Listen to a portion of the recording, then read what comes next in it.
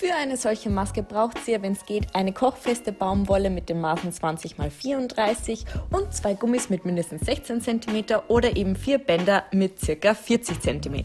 Dann legen wir das in die Hälfte, nähen das da oben zusammen, aber lassen hier ein großes Loch, weil da drehen wir das dann später um. Aber zuerst einmal mal die Nahtzugabe auseinanderbügeln und dann werden diese Gummis eingefädelt pro Seite und drüber genäht.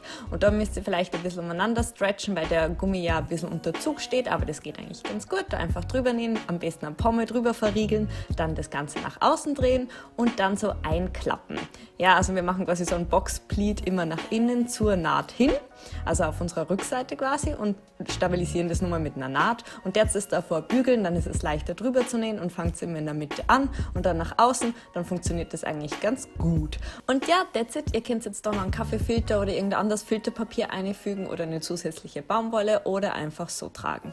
Oder ihr macht die Methode, dabei nehmt ihr 2 Gummis, einer 25, einer 38 cm, der längere kommt dann später oben hin und der kürzere unten und den werdet ihr einfach dazwischen sandwichen, also einer oben, einer unten, wieder feststecken und dann drüber nähen und gerne doppelt verriegeln, wenn ihr über den Gummi drüber fahrt, dann das Ganze wieder nach außen wenden, wieder zusammenklappen und ganz normal weitermachen wie vorher und dann habt ihr eben einen Mundschutz mit 2 Gummis, die braucht ihr dann quasi nicht hinter die Ohren da. Oder ihr macht 4 Gummis A30 cm oder eben, wie vorher schon gesagt, Bänder A40 cm.